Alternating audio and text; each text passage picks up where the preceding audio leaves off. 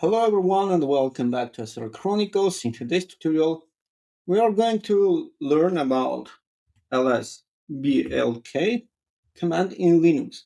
The LSBLK stands for List Block Devices. It is one of the most useful storage-related commands available in Linux.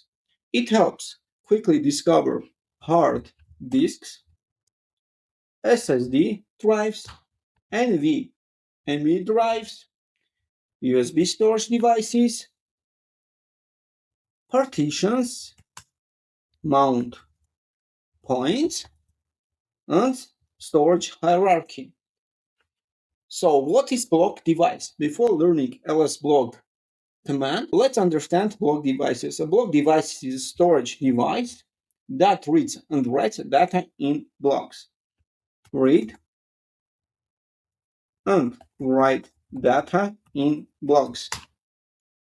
Examples include HDD, SSD, NVMe drives, USB flash drives, virtual disks, SAN storage devices. Linux represents these devices using files under pvd under Dev directory ls. And from here you can find devices, for example, loop devices, and let's find also block devices. Here are block devices, SDA, SDA1, SDA2. So what lsblock commands do? Lsblock displays information about all block devices connected to system. Let's execute lsblock. It represents device name, here loop 0, loop 1 to loop 18, STA, disks, and partitions. Device name, here device name, this is partition, sizes, mount points, and type. Type loop, disk, partition. This is major and minor numbers used by Linux kernel. So we have major number 80.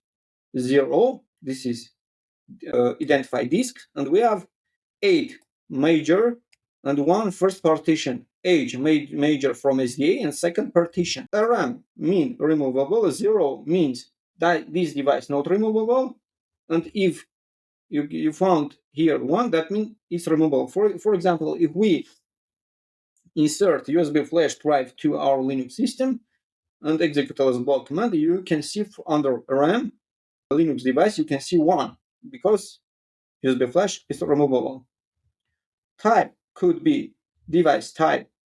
This is device type, could be disk here, partitions, could be loop, so it may be ROM and LVM. Let's clear the screen. Why lsblock command is important? The lsblock command is commonly used for verifying attached disk, checking partition, troubleshooting storage issues, preparing disk for mounting, and other cases. To display all devices, including empty devices, you can execute lsblock -a. Look here, loop 19, and let's now execute lsblock without a. And there is no 19. So lsblock -a shows all devices, including empty ones. By default, size shown in human readable format. To show exact bytes value, you can execute lsblock -b. You can see here size represented in bytes. To visualize device relationship, you can execute lsblock -p. So name means device name, alignment, partition alignment offset, normally 0 indicates proper partition. Min IO, minimum input output size in bytes that device can efficiently handle. OPT-IO, optimal IO size in bytes for best performance. PI-SEC, physical sector size in device. Log-SEC, logical sector size represented to the OS. ROTA, rotational device indicator. 1 means HDD and 0 means SSD. So our block devices is SSD. This one is ZCAT, active input-output scheduler,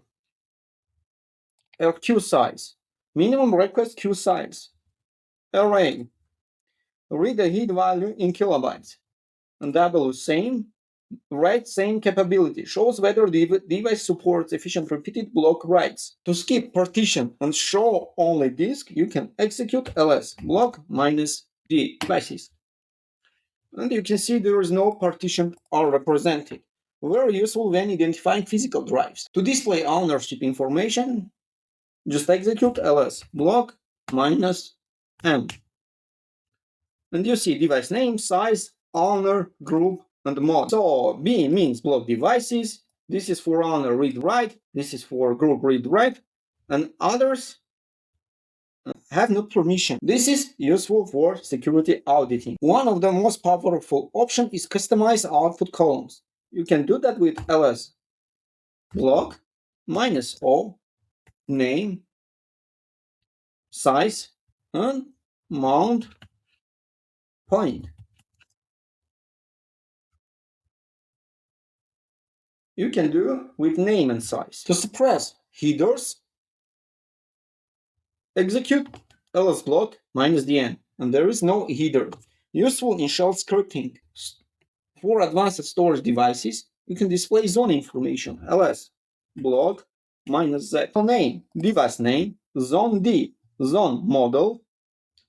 It could be known, host aware, host managed, zone size, size of its zone, zone NR, total number of zone, zone max, maximum number of active zones, zones Omax, maximum number of open zones, zone app, number of zones requiring explicit open append operation, zone WGRAN, write granularity within zone. What is zone? A zone is a logical region of storage of certain disks where data must be written in a specific way. Think of large disk being divided into many chunks. For example, zone 1, zone 2, zone 3, and another. Each zone contains contiguous range of blocks. So why zone exists? Some storage technologies such as SMR, shingled magnetic recording, this is HDD, ZNS, zone namespace, this is NVMe, SSD, achieve higher capacity by requiring sequential write within zone. The LSBLK command is one of the most important Linux storage management tools. It provides clear and organized view of disks, partitions, mount points, storage relationship, making it invaluable for troubleshooting and system administration. Thanks for watching this video. If you enjoyed this Linux tutorial, don't forget like, subscribe, and follow SRA Chronicles for more tutorials. Thank you.